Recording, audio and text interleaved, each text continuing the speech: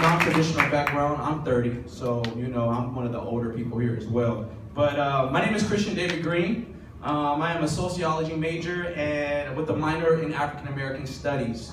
My overall experience here at UCLA has been exceptional. I transferred here from Mount Sac, but they did not warn me that it was going to be so big. So big that for some of us, they may have found ourselves lost or alone, or even sometimes confused. However, me being me, the person that I am, I got involved in everything. I knew that I wanted to go to law school, so eventually I pledged for CAPI, the pre-law fraternity, Kappa Alpha Pi. I joined the pre-law society, but along with that, I wanted to immerse myself in my studies while also actively being involved on campus. I was active in the housing government, mock trial, Bruin Guardian Scholars, school advocacy and activism with ASU, most of all with BBTS, which is the Black Bruins Transfer Success Program, which we specifically target to help Black transfers to get into UCLA. One of my most memorable moments was summer of 2015. I was blessed to go to the Travel Study Abroad program to Europe. I was able to go to London, Brussels, Amsterdam, and Paris. And as a foster youth, we don't really get to go anywhere. We don't get to travel a lot, and so we're confined. I was raised by my grandparents from 2 days old, and they're old. They didn't want to go nowhere. I was raised by my foster mother, and she's from Mississippi, the old Southern mentality. They don't want to go nowhere. And so, for me, when I was able to travel over 12 to 14 hours on a flight and see these most beautiful countries, it was an amazing experience. And that was because of UCLA. Some of the challenges that I had to overcome, I had become a foster youth when I was 15, after my grandparents had passed away. I was put into the foster care system with my youth pastors and their family, the Doris family.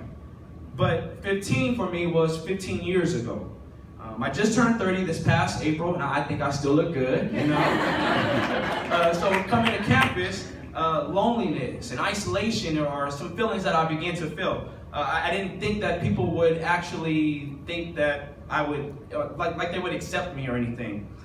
So I dealt with loneliness, I dealt with isolation, I dealt with finances, I dealt with all these different things that tried to weigh me down. But because of BGS and over the past 2 years working with BGS, it has helped me to prepare for my next step by providing a safe space to come and do homework, to rest, They provided different resources specifically for foster youth, and just being a shoulder to lean on and talk when and if I needed to.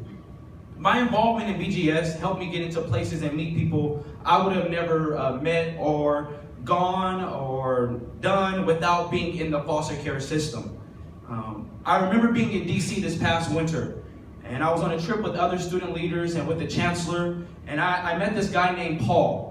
And this guy was chosen from UCLA to come work with Obama, got pulled out of his studies, and worked directly with Obama. Now Obama is my idol. I look up to Obama. I don't care what nobody say about him.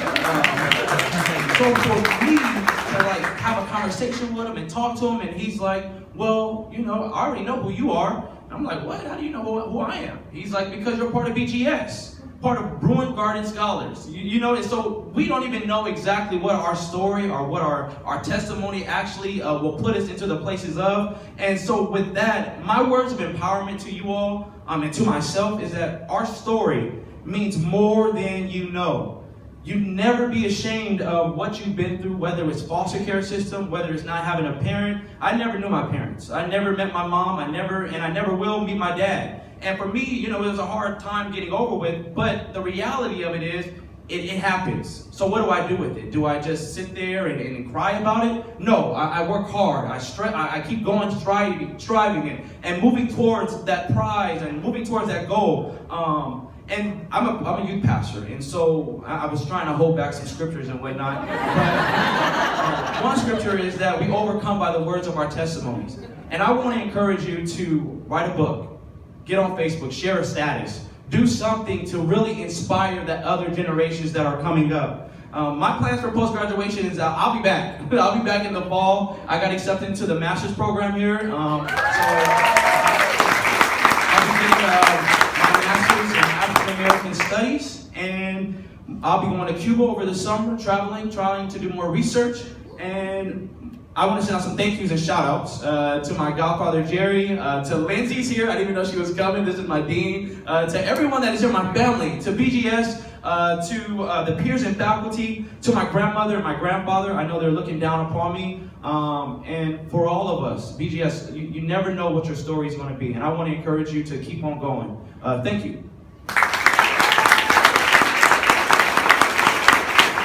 Now, I have the pleasure of introducing one of the most fabulous people that is in this room, Miss Terrio Cox. Come on, everyone stand up.